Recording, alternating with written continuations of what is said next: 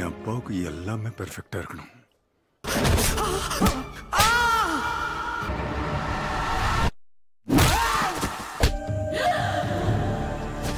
செத்தவங்க கிட்ட எப்படி மன்னிப்பு கேட்கறதுன்னு யோசிச்சேன். Halo sahabat, Assalamualaikum. Semoga sehat selalu dan senantiasa berbahagia. Terima kasih sudah subscribe dan menyimak video-video SLNT TV. Semoga Tuhan Yang Maha Esa selalu memberikan rezeki yang berkah dan berlimpah ruah untuk sahabat semua. Nah, kali ini SLNT TV hadir dengan video-video pilihan. Kali ini SLNT TV akan membawakan alur cerita film yang berjudul Portozil. Gak perlu banyak basa-basi, ini dia alur ceritanya.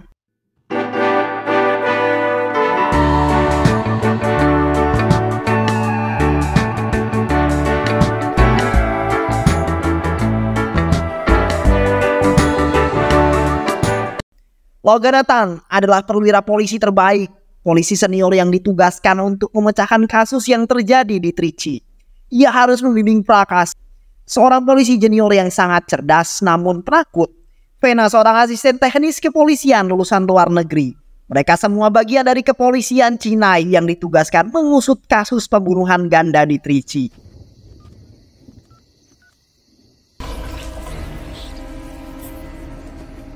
Penemuan mayat seorang wanita oleh seorang polisi yang berdinas malam membuka awal pembunuhan berantai.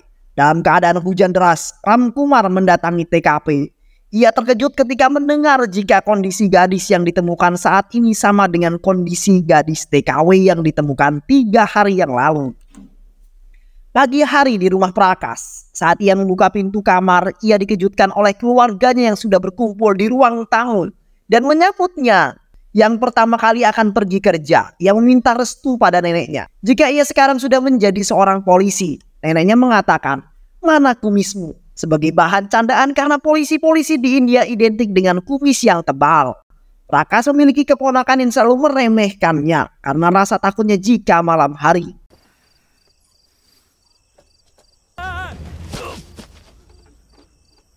Logan seharusnya memberikan materi kepada polisi yang bekerja satu kantor dengannya. Namun ia merasa jika mereka yang ada di sini hanya membutuhkan absen dan diwajibkan datang, bukan karena ingin memperdalam ilmu mengenai kepolisian. Pintu diketuk dari luar dan muncullah Prakas yang datang dengan membawa surat perintah dari komisaris yang menunjukkan Logan sebagai mentornya. Logan menemui komisarisnya untuk mempertanyakan kenapa harus ia yang menjadi pembimbingnya. Hanya kamu yang memiliki kualifikasi dalam pembimbingannya. Dulu kamu mengatakan jika kekurangan SDM. Dan sekarang aku menemukan satu kandidat yang berpotensi dan aku mau kamu yang membimbingnya. Telepon kemudian berdering. Komisaris mengangkatnya. Mendengar kabar dari seberang sana, ia memutuskan mengutus Logan. Prakas mendengarkan instruksi yang diberikan. Komisaris mengatakan ini adalah kasus pertamamu.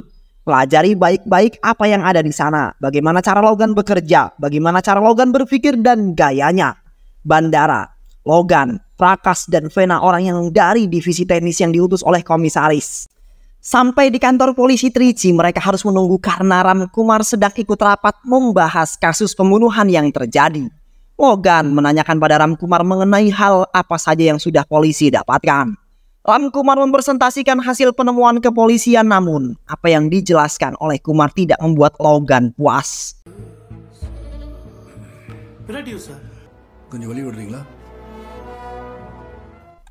Logan mendatangi rumah sakit tempat korban berada, masuk ke ruang jenazah sendirian dan ia bertemu dengan dokter forensik yang bertugas. Dokter menjelaskan jika korban meninggal karena kehabisan napas akibat jeratan di lehernya. Melihat dari lukanya dapat diasumsikan jika pembunuhnya menggunakan kawat baja untuk mencekiknya. Waktu kematian kata Logan 12 November pukul 11.30 kata dokter forensik. Dalam beberapa kasus pencekikan mempunyai luka silang. Biasanya berada pada bagian belakang, namun luka itu ada di bagian depan korban. Berarti pembunuhan itu melakukannya dari depan dan berdasarkan luka yang seperti disayat pisau. Ini menunjukkan jika kekuatan pembunuh tersebut cukup besar. Saat Logan keluar, ia meminta agar Prakas masuk untuk melihat korban. Hanya bertahan beberapa menit, Prakas berlari meninggalkan ruangan karena tidak tahan melihat korban. Tiba di hotel, Logan melihat Prakas yang masih membaca berkas dan buku. Prakas mengatakan jika mungkin saja mereka melewatkan sesuatu. Logan menatap tajam dan mengatakan, apakah buku juga mengajarimu cara menahan muntah? Ketika melihat jenazah, mereka kesal dengan apa yang dikatakan Logan. Prakas keluar dari hotel dan bertemu dengan Vena. Mereka berbincang mengenai pengalaman selama kuliah dan juga bekerja. Thanks. Setelah berbicara dengan Vena, Prakas memutuskan berada di sini untuk membantu Logan menyelesaikan kasus Anda. Mereka mengunjungi TKP dan melakukan rekonstruksi pembunuhan. Jelaskan apa yang kau ketahui mengenai kasus ini, kata Logan. Hal apa yang paling penting dalam kasus ini? Jangan jelaskan apa yang ada dalam berkas. Aku mau tahu apa yang kau pikirkan mengenai kasus ini. Prakas mempraktekkan posisi saat mayat ditemukan. Bagaimana kau melihatku sekarang? Besar dan gagah, kata Prakas. Tapi aku melihatmu kecil dan tunduk padaku. Jadi, pelaku ini memiliki rasa rendah diri. Dan hal ini dia lakukan untuk melampiaskan rasa rendah diri. Sekarang kamu di bawahku dan aku ada di atasmu. Kau sudah mengetahui bagaimana cara pandang pembunuh ini. Kau akan tepat bersamaku sampai kasus ini selesai dan aku harap kau tidak menghambatku. Kembali terjadi pembunuhan yang terjadi di tengah hutan bambu. Logan minta dalam waktu 2 jam ini sudah harus ada di laporannya. Prakas mencari termometer dan memasangkannya pada telinga korban karena suhu otak menurun 1 derajat dalam setiap jam. Dengan suhu yang ada sekarang, maka perkiraan waktu kematian adalah pukul 10 sampai 11 malam. Prakas bertanya pada polisi yang ada di sana mengenai identifikasi gadis itu. Namanya adalah Sayoni, umurnya 26 tahun. Orang tuanya melaporkan kehilangannya tadi malam. Berdasarkan keterangan yang orang tuanya berikan, Sayoni juga mengajar di sebuah lembaga amal LSM, bukan di sekolah. Malam tadi dia juga mengajar dan tidak pernah kembali. Prakas kemudian mendatangi LSM tempat korban membantu mengajar. Kemudian melakukan wawancara. Ia mendapatkan informasi jika semalam motor korban rusak dan teman mengajarnya sudah menawarkan untuk mengantarkannya namun ditolak. Dan korban mengantarkan motornya ke bengkel yang ada di dekat sekitar sini. Ternyata bengkel yang dimaksud adalah gudang barang-barang bekas. Prakas mendatangi gudang tersebut menanyakan pada montir yang sedang bekerja. Ia mengatakan tidak tahu karena ia sudah pulang pukul 6 sore. Aku akan menelpon pemilik gudang ini dan memintanya datang dengan tidak memberitahu keberadaan mereka. Sebelum pemilik gudang datang, Prakas memeriksa keadaan sekitar. Ia masuk ke dalam sebuah bangunan dan menemukan senjata di sana. Saat pemilik gudang sampai ia menceritakan jika motor harus ditinggal karena para pekerja sudah pulang. Prakas mengecek dada kiri pemilik gudang tersebut untuk memastikan penggunaan senjata yang ia temukan. Di kantor polisi, Logan meminta kepala polisi untuk menyediakan orang-orang terbaiknya dan juga beberapa kendaraan. Semua sudah harus siap sebelum jam 9 pagi besok. Untuk kasus ini, membunuh merupakan bagian dari kehidupan. Ia merasa kesenangan dalam membunuh. Mereka memulai tugas yang diberikan oleh Logan. Mulai malam ini semua kasus kehilangan seorang gadis harus segera dilaporkan pada kami. Tim mendapatkan laporan kehilangan seorang gadis di daerah Retafaikal. Logan bertanya pada supirnya apakah ada hutan, perkebunan, taman atau semacamnya di wilayah Retafaikal. Ada perkebunan tebu, kata sang sopir. Mereka semua tiba di perkebunan melihat ada sebuah mobil yang terparkir. Ia memerintahkan anggotanya untuk mengawasi mobil tersebut dan yang lainnya pergi menyebar. Yang mereka temukan adalah pasangan mesum yang tidak mampu menyewa hotel, sehingga melakukannya di kebun tebu. Halo, Vina. Di Olayur ditemukan mayat seorang wanita. Mereka segera menuju TKP. Tiba-tiba sang sopir berteriak histeris dan mengatakan jika istrinya baru saja menelponnya jika anaknya hilang. Tolong lihat apakah di bawah jari manisnya ada tahi lalat. Prakas membantu untuk melihatnya dan ternyata benar ada. Mereka semua menatap iba pada sang sopir yang telah kehilangan anaknya. Logan dan Prakas berada di tempat kremasi anak dari sang sopir. Telepon Vena berdering. Logan memintanya untuk mengecek dalam beberapa tahun terakhir apakah ada pembunuhan yang mirip, baik yang terpecahkan maupun yang belum. Mereka semua bekerja keras memeriksa berkas-berkas yang dikumpulkan namun masih belum menemukan apapun. Saat melihat tanggal yang tertera di checklist, Prakas teringat sesuatu. Ia pernah membaca jika ada pembunuhan yang berhenti beberapa tahun dan kemudian mereka melakukan kembali setelah 20-30 tahun setelahnya. Apa yang menyebabkan seperti itu? Logan berpikir dan mengatakan gangguan. Ada sesuatu yang menghentikannya melakukannya dan ia melakukannya lagi ketika gangguan itu sudah tidak ada lagi. Kita akan mencari berkas 20 tahun yang lalu. Prakas melaporkan apa yang ia temukan tahun 1973. Ada 9 kasus pembunuhan yang dilaporkan terpisah. Mereka tewas dengan cara dicekik, tidak ada foto, hingga kita tidak dapat apa-apa dari kasus ini. Berbeda dengan yang terjadi sekarang dan semua laporan itu dibuat oleh John Sebastian. Walaupun semua kejadian ini ada dalam wilayah yuridisku yang berbeda. Ini alamatnya Pak, aku akan menemuinya dan kau Vena cari siapa saja yang menyelidiki kasus ini. Prakas kembali melihat foto-foto korban dan kemudian ia mendatangi ahli forensik untuk menanyakan bekas luka yang ada. Ini seperti hematoma adalah titik tekan memar. Kita memiliki 32 titik tekan pada tubuh tergantung bagaimana tubuh kita meresponnya. Ia menjelaskan bagaimana tubuh merespon ada titik tertentu yang bisa membuat kita pingsan. Jika dilakukan dengan salah, bisa berakibat fatal. Apakah ada peristiwa seperti ini dalam 30 sebelumnya? Prakas pergi ke perpustakaan untuk mencari buku yang berhubungan dengan titik tekan pada manusia. Ia menemukan sebuah buku yang berjudul Vital Point Strikers. Lalu melihat siapa saja yang pernah meminjam buku tersebut. Logan membuka pintu pagar rumah Kennedy. Logan mengaku sebagai orang yang pernah bertemu dengan ayahnya dan sekarang ia adalah seorang pembisnis yang tinggal di Dubai. Dia datang untuk mampir dan bertemu dengan Pak Sebastian. Logan dipersilakan masuk.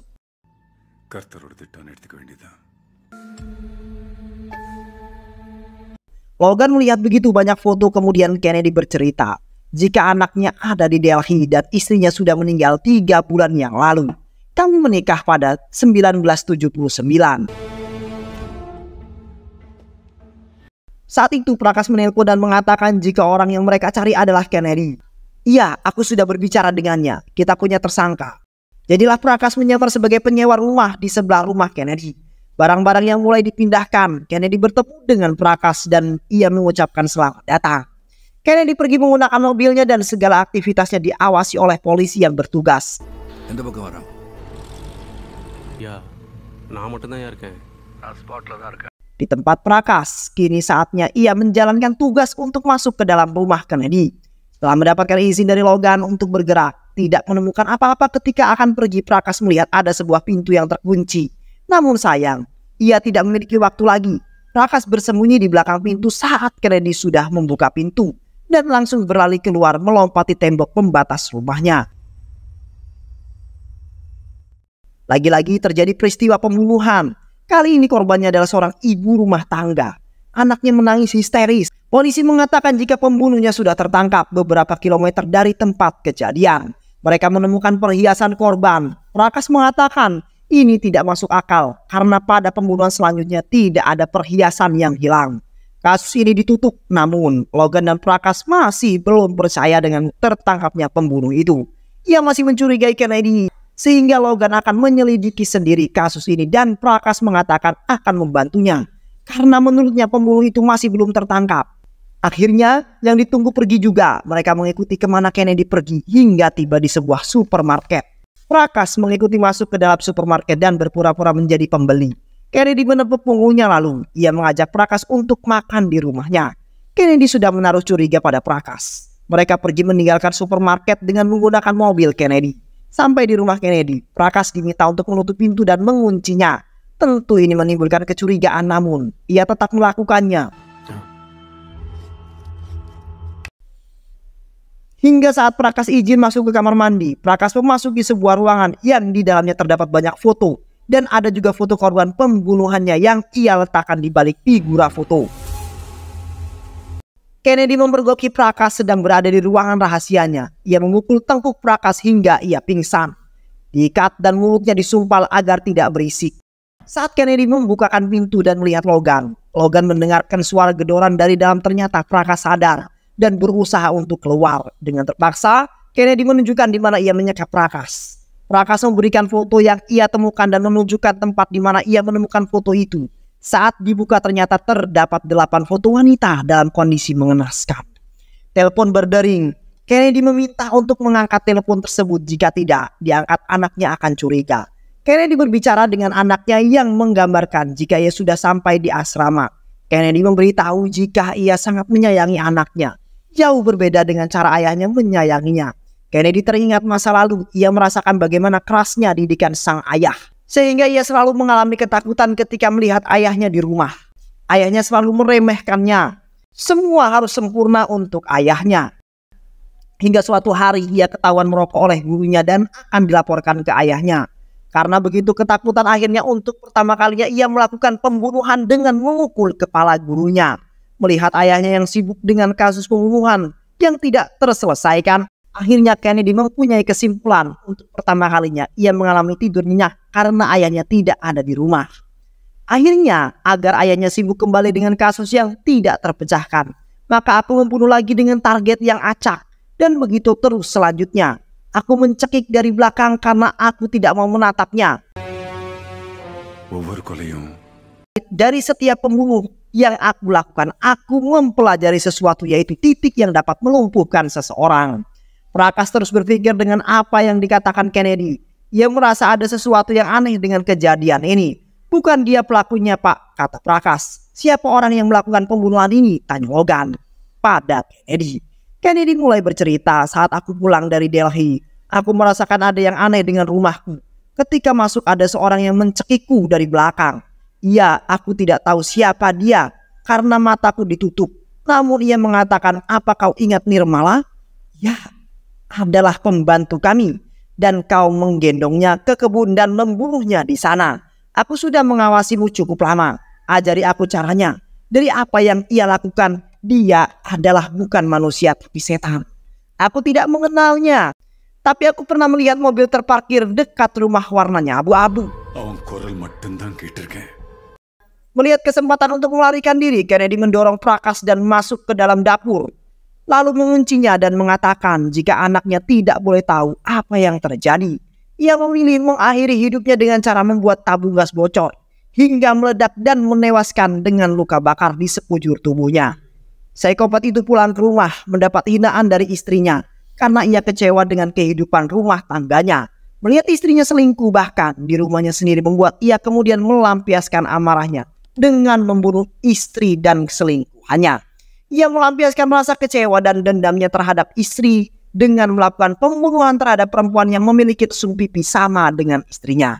Aku pernah melihat mobil tersebut di gudang barang bekas yang kami kunjungi. Pemilik gudang itu mengantarkan mereka ke rumah Saikepet itu.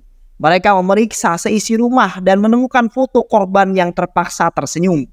Logan mengamati foto yang tergantung di dinding. Ia menemukan berkas gadis yang menjadi korbannya dan juga menemukan name tag-nya. Prakas menemukan bil cafe Sophie yang cukup banyak. Mereka akhirnya sampai di cafe Sophie tersebut dan bertanya pada penjaga di sana.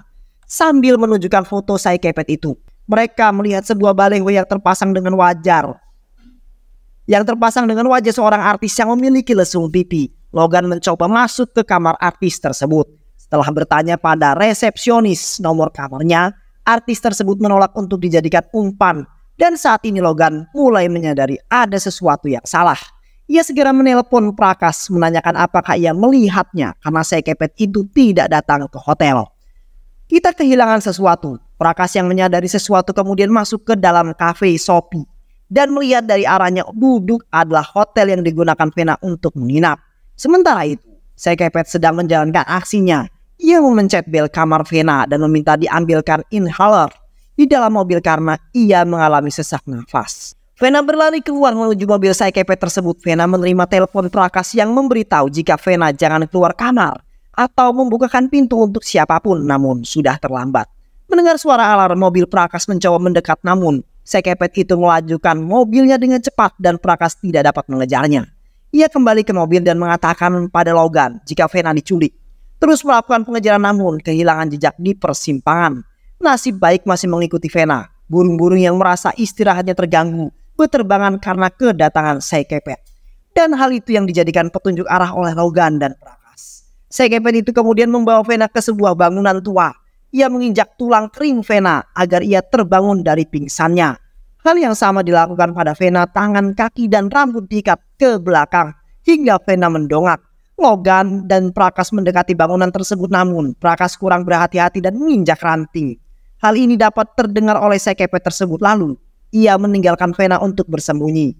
Prakas berlari mendekati Vena dan membantunya. Logan berjaga-jaga dan ia mendapatkan serangan dari si kepet itu. Mereka berkelahi, Logan mengalami banyak luka hingga akhirnya ia dibuat pingsan oleh si kepet tersebut. Prakas melihat keadaan Logan, namun si kepet itu membawa Vena pergi.